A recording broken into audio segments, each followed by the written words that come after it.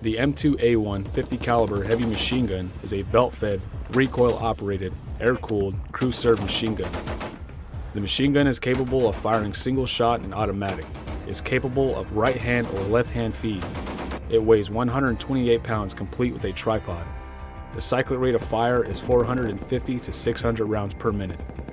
The effective range for a point target is 1,500 meters and 1,830 meters for an area target.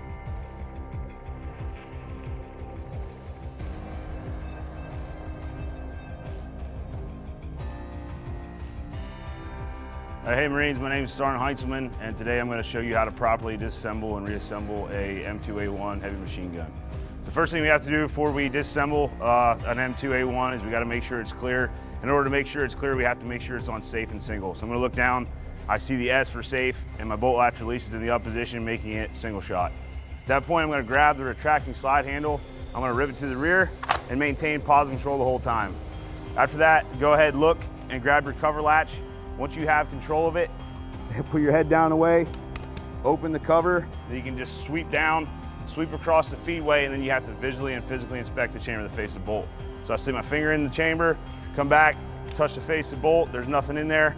Now I do what's 4 fingers of death. I just put my 4 fingers on the rear side assembly, and I push down the bolt latch release. The reason for that is if you don't put 4 fingers up here, and you get lazy, you could also push the trigger down at the same time the bolt latch release goes. You could potentially ND the weapon system that way. So 4 fingers of death is what we call it. Push the bolt latch release down, ride about halfway, slam it the rest of the way, and you can sound off clear. And now the weapon system is clear, so we can go ahead and we can take the barrel off. Now to take the barrel off, you have to push the bolt to the rear just a little bit. And the reason for that is there's a spring in here. It's called a barrel locking spring, and it has to have some room to move out in order to take the barrel off. So what you do is you push back on your retracting slide handle until you see the little square match up with the circle on the side of the receiver here. And all you gotta do is grab your barrel carrying handle, flip it in the upward position, release pressure, and you can pull the barrel the whole way off. You can either pull the whole way off, or you can put it so it's hanging in the barrel support. Either way, it doesn't matter. But for today's video, we're just go ahead and turn it the whole way off. So now that the weapon's cleared and the barrel's off, we can go ahead and we can pull the operating group out. So I'm gonna walk back. In order to take this piece off, it's called the back plate. These are the grips, and the whole thing right here with the trigger, the bolt latch release, is called a back plate. At the bottom of the back plate, there's a latch and there's a latch lock.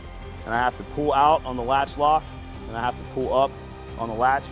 I can grab the back plate, and now I can lift it straight off the gun. Once it's straight off the gun, I'm always gonna set this down with the spades on the ground. I don't wanna damage any of the springs or levers in the back plate. So you can just put that down just like that. Next thing I'm going to do is I'm going to go ahead and I'm going to disengage the driving spring rod. It's in the right side of the receiver here. You just push in and to the left with your thumb, and it'll pop right out. After that, I like to pull it out a couple inches so I have a stopping point so my bolt doesn't lock to the rear. In order to take the bolt out, there's a bolt stud that's right here. You have to slide it back, and then inside the receiver rails here, there's 2 cutouts.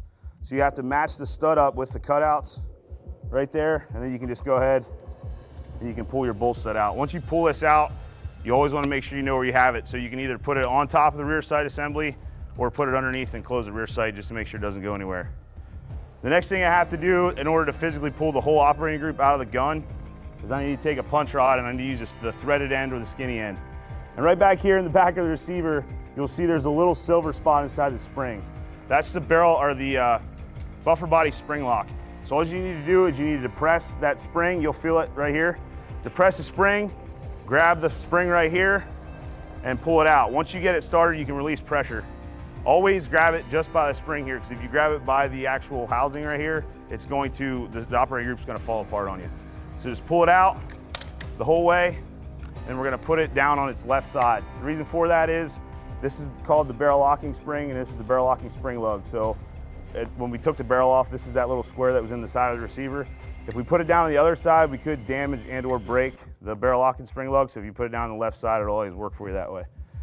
Next thing we're gonna do is this is the cocking lever right here. So we're still using our punch rod at this point. We're gonna sweep the cocking lever back, and right in here, there's a cocking lever pin. So all you gotta do is sweep that back. You can punch the cocking lever pin out, and then this big round pin down here is called your accelerator pin. All you gotta do, punch that out as well, then you can put the punch rod down. After that, you strip the bolt off, the operating group. Put that down over here because this is going to be its own, we're going to have our own workspace for that piece of gear right there. The next thing you do is you're going to separate your barrel extension and your barrel buffer body. So all you need to do is grab the body, separate those two, and this is your barrel extension. That doesn't need any disassembly. You can set that down as it is. The spring that's in here, all you need to do is upend this, pop it out, and that spring will come out. All right, so in order to disassemble the bolt, there's about as many pieces to the bolt as there is to the entire gun that we have sitting over here to my left. So all we're gonna do, the first thing we're gonna do is take the driving spring rod, which is right here, pull it the whole way out of the back and sit it down. The next thing I'm gonna take off is the extractor. So in order to take the extractor off, which is this piece right here, it has to be 90 degrees or perpendicular to the top of the bolt, and you can pull it straight out just like this. After that, you can set that down. The next thing up here, this half circle part is called your bolt switch. That just lifts straight out of the top of the bolt and you can set that down. Now I'm going to pull out my cocking lever. My cocking lever is what I'm going to be used. I'm going to use this as a tool to disassemble some of the pieces of this bolt. So right down in here, it looks like a monkey wrench. That's called your sear stopping pin. If you notice back here at the back of the sear stopping pin, there's like a half moon cut out. All you're going to do is you're going to push down with the end of the cocking lever, the flat end, push down and disengage that from the side of the receiver. After we do that, we can rotate our cocking lever back, and we're just going to use this to press down on the sear. This is the sear right here, this flat piece up here, and this piece right here. Just going to push it down till we hear a click. That is the firing pin releasing. We're going to hold downward pressure. We're going to take our finger and we're going to slide out the sear slide. This is the sear slide right here. This is the slide right out. After that, I can completely 180 my bolt. At the bottom, this is this post on the sear stopping pin, this little piece right here in front of the spring. Again, I'm using my cocking lever as a tool. I'm going to go ahead, I'm going to depress that, punch that the whole way out. And that should cause my sear stopping pin to fall out.